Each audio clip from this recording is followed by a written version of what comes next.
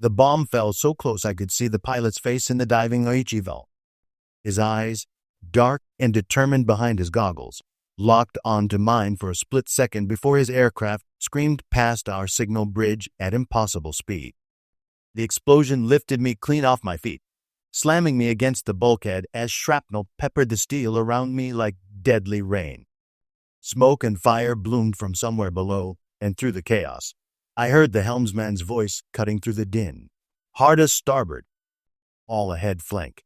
The USS Yorktown lurched beneath me, her massive hull carving through the CoralSea waters as if her very life depended on it. Because it did. I am a signalman, just turned 19 3 weeks ago, and this morning of May 8, 1942, I watched from the signal bridge as the Japanese threw everything they had at us. What I witnessed in those terrible, magnificent hours would haunt my dreams for decades, but it would also prove to the world that American steel and American courage could stand against any force the rising sun could muster. The day began before dawn, with the tropical air still cool and heavy with salt spray. I'd been on watch since 0400, scanning the horizon through binoculars as our task force moved through waters that had become a hunting ground. For 3 days now, we'd been playing a deadly game of hide-and-seek with the Japanese fleet, each side knowing the other was out there somewhere in the vast expanse of the CoralSea, but neither quite sure where. Captain Elliott Buckmaster had the ship at general quarters since before sunrise. The old man, though he was only in his 40s, had that look in his eyes that we'd all learned to recognize. The look that said he knew something was coming, and it was going to be big. From my position on the signal bridge, I had one of the best views on the ship. Below me, the flight deck stretched out like a giant steel runway, crowded with Wildcat fighters and dauntless dive bombers. The deck crews moved with practiced efficiency, fueling aircraft and loading ammunition while pilots gathered around their squadron leaders for final briefings. "Sir," called out signalman First Class Rodriguez from beside me, lowering his binoculars.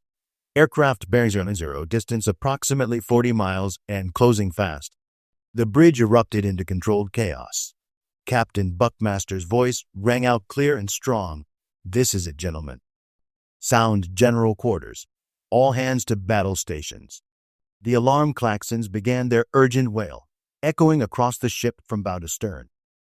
Below us, the organized activity on the flight deck transformed into something approaching controlled pandemonium. Deck crews scattered to their battle stations while our remaining fighters roared to life, their engines building to a crescendo that vibrated through the ship's superstructure. Lieutenant Commander Jimmy Thach, leading our fighter squadron, was among the last pilots to sprint to his aircraft. Even from the signal bridge, I could see the grim determination on his face as he climbed into his Wildcat. These pilots knew they were about to face odds that would have seemed impossible just months ago, when most Americans had never heard of places like CoralSea or Midway. The Japanese were coming with everything they had. Our radar operators counted at least 60 aircraft in the first wave alone. Nakajima Kate torpedo bombers flying low and fast, accompanied by Oichival dive bombers climbing to attack altitude, all escorted by the deadly Mitsubishi Zero fighters that had dominated Pacific skies since Pearl Harbor. "Mother of God," whispered Seaman Jenkins, one of our younger signalmen, as the enemy formation appeared as dark specks on the horizon. "There's so many of them." Rodriguez, a veteran who'd been in the Navy since before the war, placed a steady hand on the kid's shoulder. "Stay focused, Jenkins. Remember your training. Our job is to keep communications flowing, no matter what hell breaks loose around us." As the Japanese aircraft grew larger, their formation became clearer. The Vals had climbed to about 15,000 feet, positioning themselves for their dive bombing runs, while the Kates spread out in a classic torpedo attack formation, approaching from multiple angles to bracket our ship and make evasion impossible. The Zeros wove back and forth above them all, ready to pounce on any of our fighters that managed to break through. Our own combat air patrol, 8 Wildcats led by Lieutenant Commander Thach, climbed desperately to intercept. I watched through binoculars as they engaged the Zeros at the edge of the formation. Even at that distance, the aerial ballet was mesmerizing and terrifying. Aircraft twisted and dove, leaving thin trails of smoke as tracers laced the sky. One Zero, caught in a perfect deflection shot from Thach's wingman, exploded in a brilliant orange fireball that fell toward the sea like a meteor. But there were simply too many of them. For every zero we shot down, two more seemed to take its place. The Cates and Vals pressed their attack, and within minutes, the first wave was bearing down on us with lethal intent. "All batteries, commence firing," came the order from the bridge. The 5-inch guns mounted along Yorktown's sides opened up with a thunderous roar that shook the entire ship. The sky filled with black puffs of anti-aircraft fire, and the smaller automatic weapons, the 40mm Bofors and 20mm Oerlikons, added their rapid chatter to the symphony of destruction. The sound was indescribable. Imagine standing next to a freight train while someone pounds on a giant bass drum with sledgehammers, and you might come close to understanding the cacophony that surrounded us. The muzzle flashes from our guns lit up the morning like strobe lights, and the smell of cordite was so thick I could taste it on my tongue. The first Cate came in low off our port bow, so close to the water that its prop wash kicked up spray. The pilot held his course with suicidal determination as our 20mm guns tracked him, their tracers drawing deadly lines across his path. For a moment, it looked like he might actually reach his torpedo release point. Then Ensign Bill Leonard's Wildcat dove out of the sun like an avenging angel. His .650 caliber machine guns stitched a line of holes across the Cate's fuselage, and the Japanese bomber exploded in a sheet of flame that sent burning debris raining into the sea just 500 yards from our ship. "Good shooting, Navy," shouted Rodriguez, pumping his fist in the air.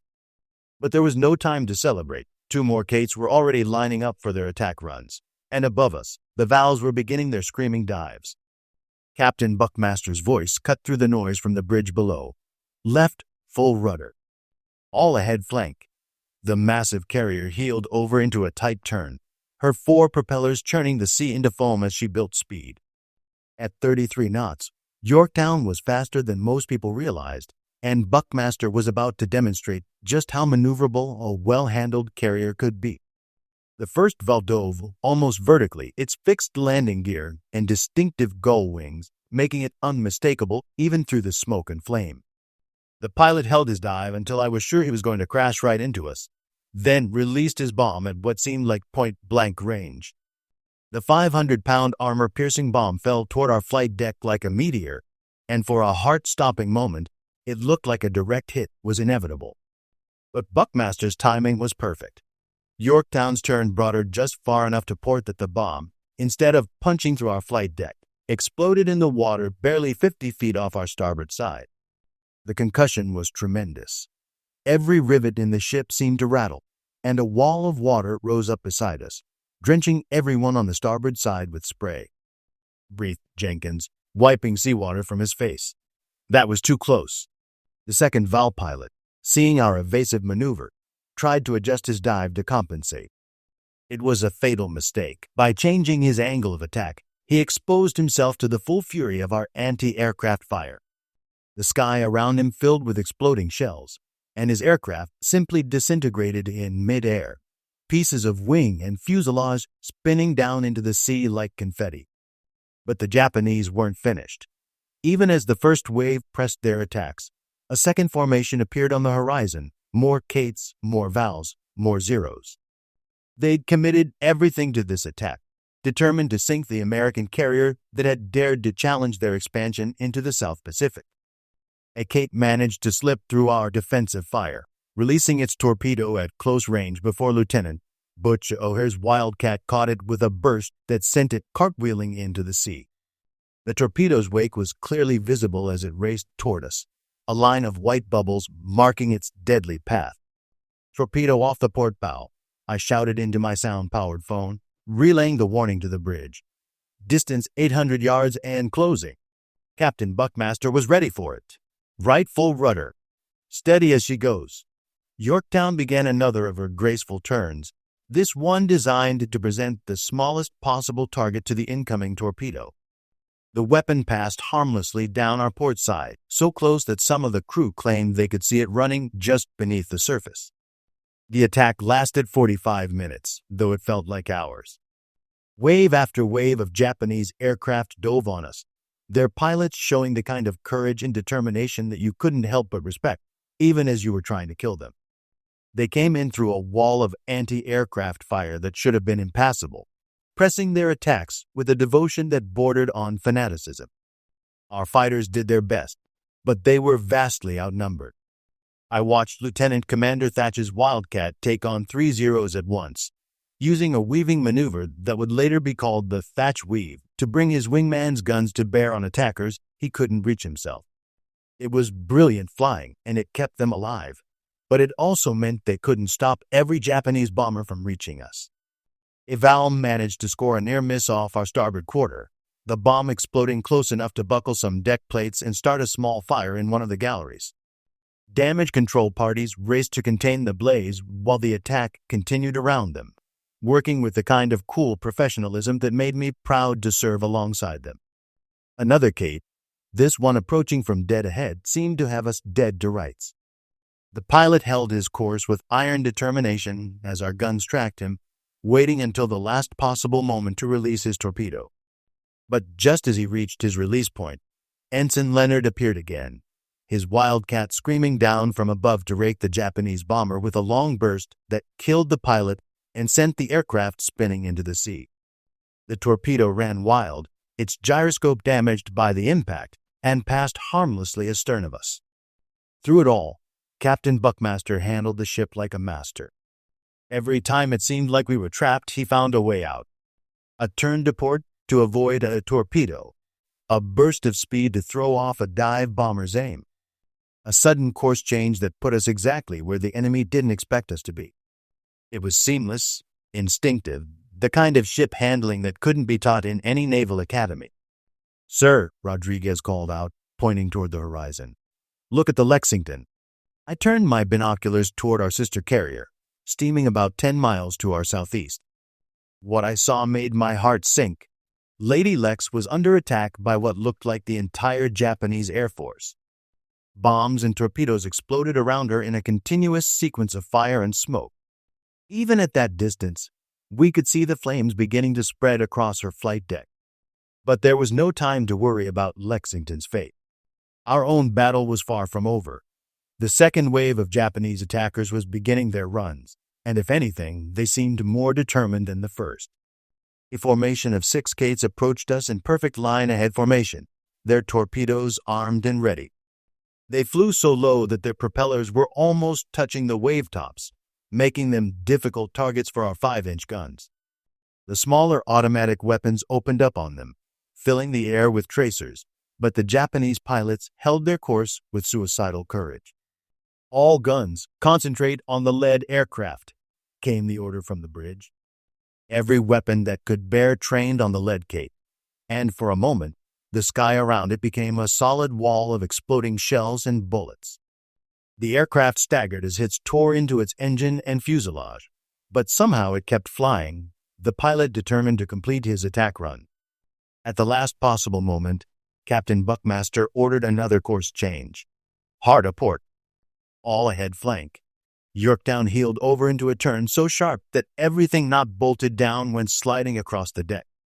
The lead Kate, committed to its attack run, couldn't adjust quickly enough. Its torpedo passed harmlessly down our starboard side, while the bomber itself, finally succumbing to the damage it had taken, crashed into the sea in a pillar of fire and steam. The remaining Kates, seeing their lead destroyed, broke formation and scattered. 2 more fell to our fighters, while a third was caught by our anti-aircraft fire and exploded in a spectacular fireball that lit up the morning sky. The survivors, their attack thwarted, turned and fled toward the horizon. But the Vals were still coming. I counted at least 12 of them, diving toward us from different angles to split our defensive fire. They came down almost vertically, their engines screaming as they built up speed, each pilot picking his target with the precision of a surgeon. The first bomb exploded in the water off our port bow, close enough to spray the forward gun crews with seawater but causing no damage. The second fell even closer, off our starboard beam, the concussion rattling every window on the ship. Then came the third. The Val pilot dove straight at our island superstructure, apparently determined to take out our command and control center. I could see him clearly through my binoculars, a young man, probably no older than myself, his face set in lines of grim concentration as he held his dive through a hurricane of anti-aircraft fire. Every gun on the ship that could bear was shooting at him. The air around his aircraft was so thick with tracers and explosions that it seemed impossible anything could survive. But he kept coming, holding his dive until he was so close I could make out the details of his aircraft's camouflage.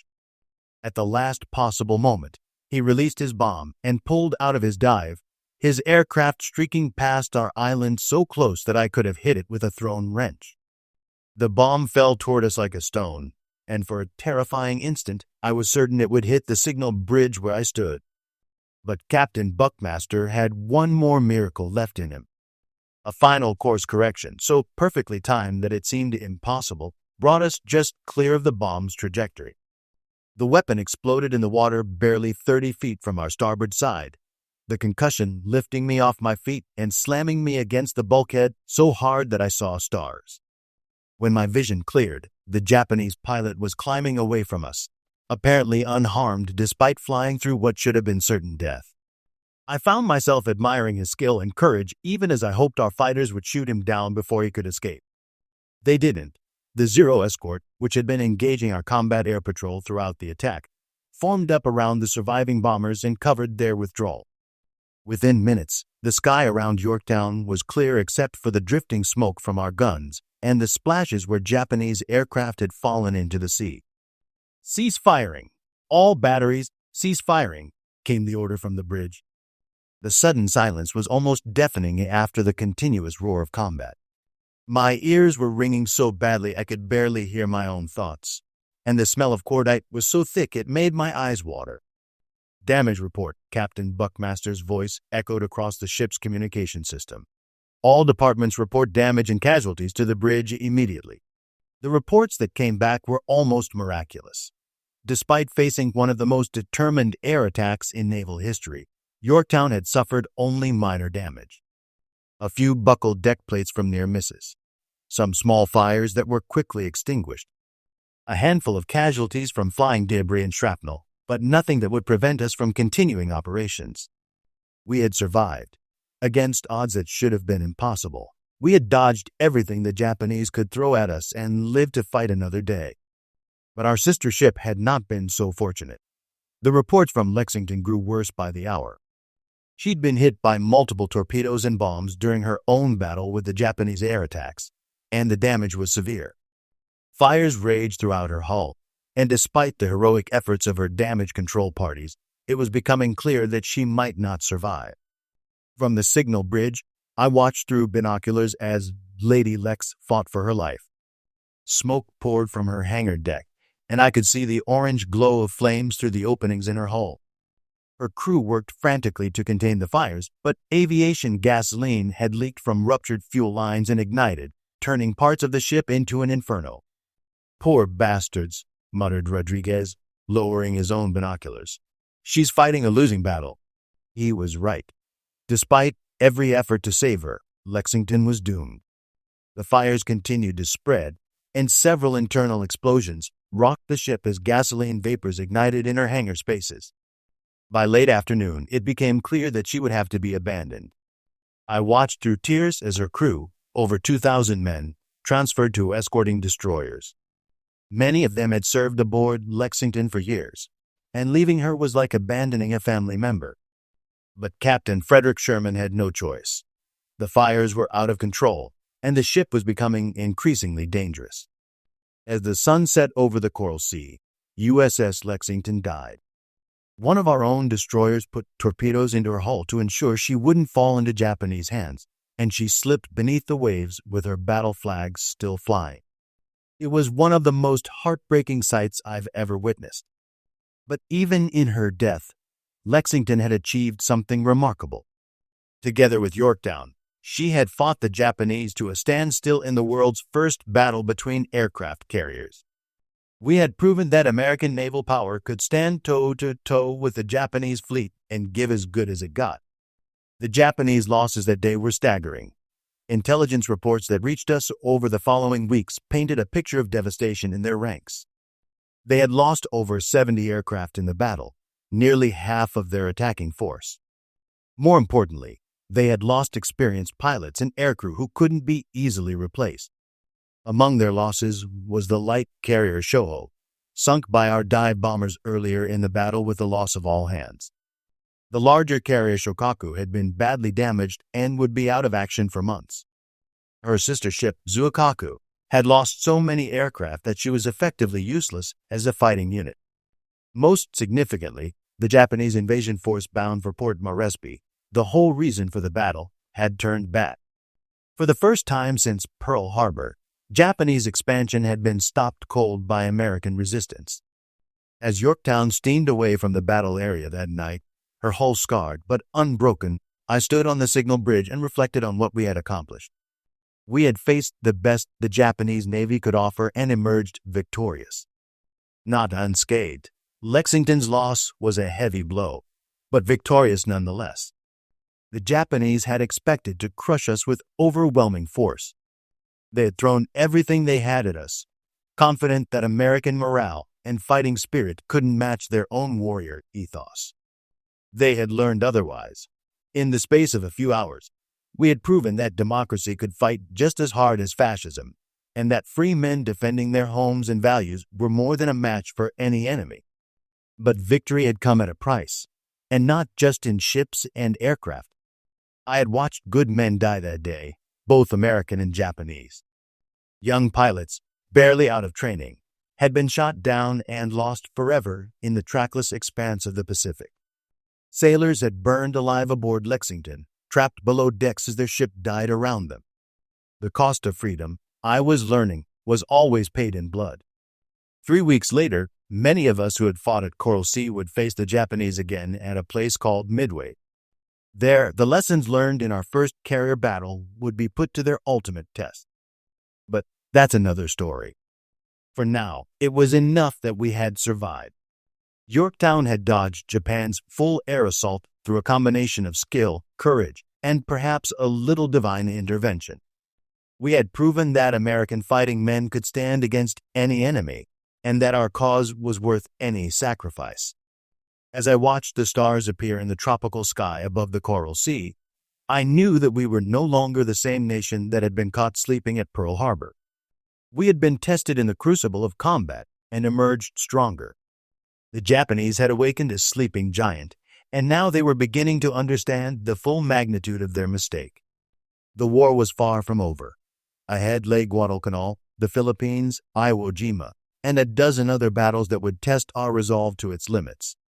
But we had proven something important at CoralSea, that American courage and American steel could stand against any force on Earth.